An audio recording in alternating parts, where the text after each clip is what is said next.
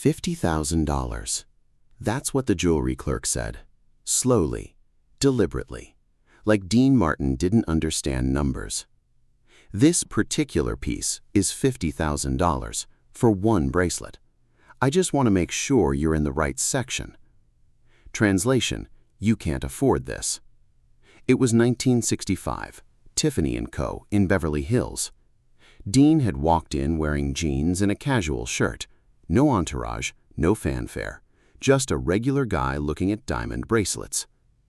Richard Hammond, the young salesman, had looked Dean up and down and decided he didn't belong in the fine jewelry section. "Perhaps you'd be more comfortable looking at our more accessible collection," Hammond had suggested. Dean had stayed calm. "I'd like to see the bracelet, please." That's when Hammond had gotten condescending. "Sir, I don't think you understand. This particular piece is $50,000. That's not a typo." Dean didn't argue, didn't explain who he was, didn't pull the "do you know who I am" card. He just said, "Thank you for your time," and turned to walk out. Then the store manager recognized him. "Mr. Martin, please, I apologize." Hammond's face went white. He'd just insulted Dean Martin. Dean stayed calm. "I was interested in those diamond bracelets, but your associate here thought they weren't in my price range." The manager was mortified. "Do you have any idea who this is?" he asked Hammond. Dean didn't wait for the answer. "I need 3 of those bracelets, one for my wife, one for my daughter, one for my mother. Can you help me, or should I try Cartier?" Hammond had to process the sale. $150,000. The biggest sale of the month. The commission he'd almost lost by judging a customer by his appearance. Dean paid cash, didn't say a word to Hammond, just walked out. Hammond was fired the next day. Years later, he'd tell the story in retail training seminars. Dean didn't argue, didn't prove his wealth, just walked away with quiet dignity. That taught me more than any training ever did. Never judge a customer by appearance, ever. This is the story of how assumptions cost one man his job and taught him a lesson worth more than the sale he almost lost. Richard Hammond had been working at Tiffany & Co. for 6 months, fresh out of college, USC, business degree, eager to make his mark in luxury retail. He'd been taught to assess customers quickly, read the signals. It was part of the training. Look for watches, Rolex, Patek Philippe, Cartier. Look at shoes, Italian leather, handmade, polished. Look at how they arrived. Did they valet a Rolls, a Mercedes, or did they walk in from the street? These things told you who was serious and who was just browsing. The training made sense. Time was valuable in luxury sales. You couldn't spend hours with someone who wasn't going to buy. The store had quotas, targets. You had to focus on the real customers, the ones with money, the ones who'd actually make purchases. Hammond had gotten good at it. 6 months in, he could spot a serious buyer from across the showroom. The way they carried themselves, the confidence, the quality of their accessories, the subtle signals that said, "I belong here." And he could spot the browsers, the people who wandered in just to look, to dream, to take photos, to waste time. They moved differently, looked around too much, touched things tentatively, like they weren't sure they were allowed to be there.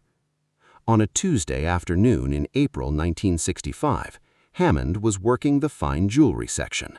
Diamond bracelets, necklaces, pieces that started at $20,000 and went up from there. This was the premium section, the serious section, where Beverly Hills society women came to shop, where celebrities sent their assistants, where wealthy businessmen bought gifts for wives and mistresses. The showroom was quiet that afternoon, elegant, soft lighting, plush carpet, display cases gleaming, classical music playing softly in the background. Everything designed to make customers feel they were somewhere special, somewhere exclusive. Hammond was straightening a display when he noticed the man walk in. Early 40s, jeans, casual button-down shirt, no watch that Hammond could see, no expensive shoes. He'd walked, not driven up to the valet. Hammond made his assessment immediately. Browser, not a buyer. The man walked over to the display case, started looking at the diamond bracelets, the most expensive pieces in the store. Hammond approached, professional smile. "Good afternoon, sir. Can I help you find something?" The man looked up. "Yes, I'm interested in these bracelets." Hammond glanced at the case. The bracelets the man was looking at started at $50,000. One piece was $75,000. Hammond made a decision. Better to redirect now than waste time. "Sir," Hammond said gently, "these bracelets start at $50,000. Perhaps you'd be more comfortable looking at our more accessible collection. We have some beautiful pieces in our main showroom that might better suit your needs." The man didn't react, just stayed calm. "Thank you for your time," and turned toward the door. Hammond felt satisfied. He'd handled it professionally, saved everyone time. Now he could focus on real customers. Then he heard a voice behind him. "Mr. Martin, please, wait." Hammond turned. Michael Chen, the store manager, was rushing across the floor. 48 years old, 20 years at Tiffany. He knew everyone, everything. And he was calling the man in jeans Mr. Martin. Hammond's stomach dropped. Dean Martin, the singer, the actor, the Rat Pack, one of the most famous entertainers in the world. And Hammond had just told him he couldn't afford a bracelet.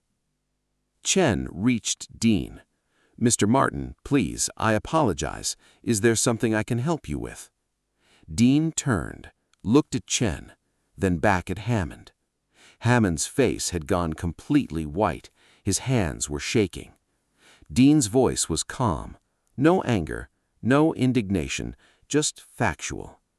"I was interested in those diamond bracelets," Dean said to Chen, "but your associate here thought they weren't in my price range." Chen's face went from concerned to horrified. He turned to Hammond. "Do you have any idea who this is?" Hammond couldn't speak, couldn't move. Chen turned back to Dean. "Mr. Martin, I am so sorry. Please, let me help you. What were you looking for?" Dean glanced at Hammond, then back to Chen. "I need 3 of those bracelets. One for my wife, one for my daughter, one for my mother." He paused. "Can you help me, or should I try Cartier?" Chen's response was immediate. "Absolutely, Mr. Martin. Right away." He turned to Hammond. His voice was cold, professional, but underneath, fury. "Richard, get Mr. Martin the 3 bracelets he wants. Process the sale. Now." Hammond had to move, had to function, even though his entire world was collapsing. 3 bracelets at $50,000 each, $150,000 total. The biggest sale of the month, maybe the biggest sale of the year so far. And he'd almost thrown it away because of jeans. Hammond's hands were shaking as he pulled the bracelets from the case, placed them in Tiffany boxes, started the paperwork. Dean watched, silent, calm. He didn't gloat, didn't make comments, didn't say, "I told you so." He just waited. When the total came up, $150,000, Hammond's voice cracked as he read it aloud. "Your total is $150,000, sir." Dean reached into his jacket, pulled out a checkbook. Not a credit card, not financing, a checkbook. He wrote the check, handed it to Hammond. Hammond processed it. His commission on this sale would be substantial, thousands of dollars, money he'd almost lost because he'd judged a customer by his clothes. Dean took the 3 Tiffany bags, one for his wife, Jen. They'd been married since 1949, 16 years.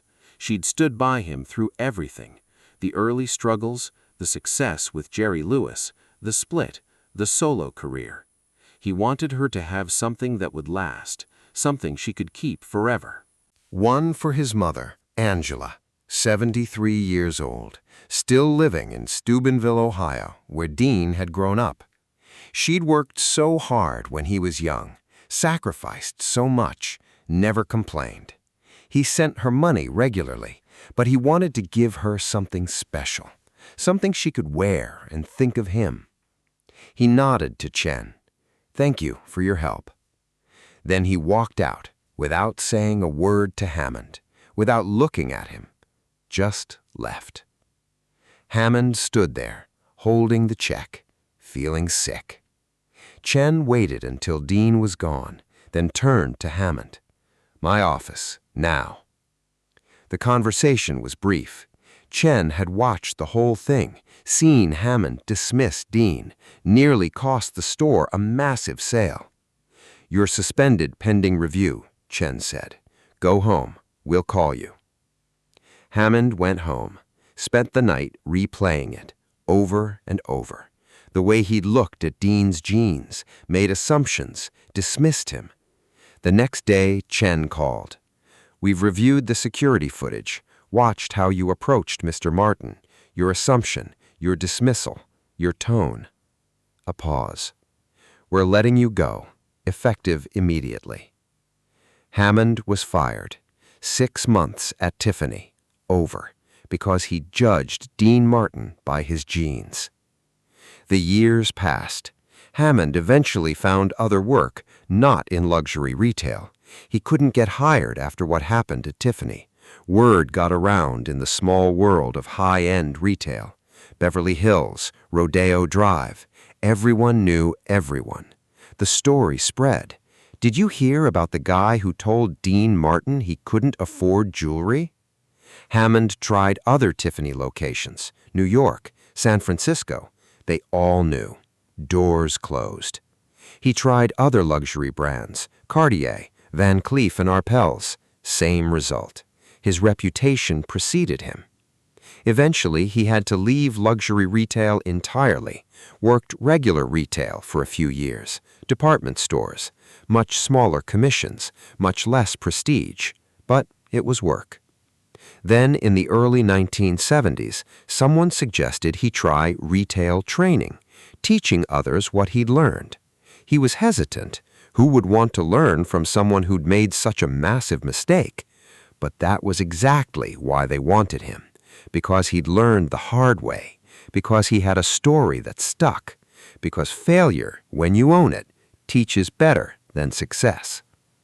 He ended up in retail training, teaching salespeople how to sell, how to approach customers, how to close deals, how not to make the mistakes he'd made. And he always told the Dean Martin story. In 1965, he'd say to rooms full of trainees, "I was working at Tiffany & Co. in Beverly Hills. A man walked in wearing jeans, looking at $50,000 bracelets. I looked at his jeans, made an assumption, told him he'd be more comfortable in our more accessible collection. Translation, I told him he couldn't afford the jewelry he was looking at. The man stayed calm, asked to see the bracelet.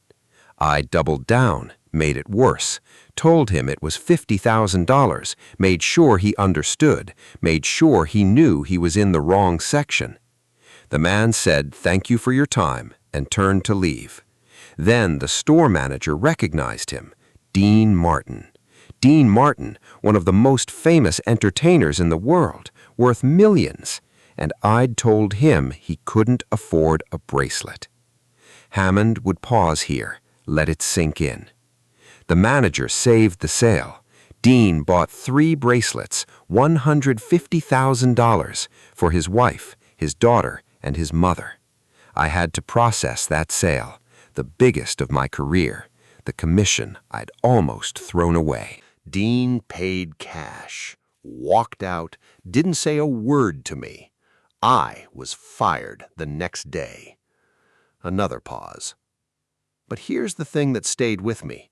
Dean didn't argue, didn't get angry, didn't pull the "do you know who I am" card, didn't prove his wealth, didn't make a scene. He just said, "Thank you for your time," and walked away. That's quiet dignity. That's class. That's character. I learned more from that moment, from Dean's response, than I learned in 4 years of college or 6 months of sales training. Never judge a customer by their appearance, ever. You have no idea who's walking through your door, no idea what they can afford, no idea what they're looking for. That man in jeans and a t-shirt might be buying a house. That woman in sweatpants might be buying a car. That kid in sneakers might have inherited a fortune. Treat every customer with respect, every single one, like they're about to spend $150,000. Because you never know, they might be. Hammond would finish the story, see the trainees nodding, taking notes, learning. The lesson had cost him his job, his career in luxury retail, his reputation. But it had taught him something valuable, something worth more than any commission. Assumptions are expensive. Dignity is priceless, and you never, ever judge someone by their genes. If this story about assumptions and quiet dignity moved you, make sure to subscribe and hit that thumbs up button.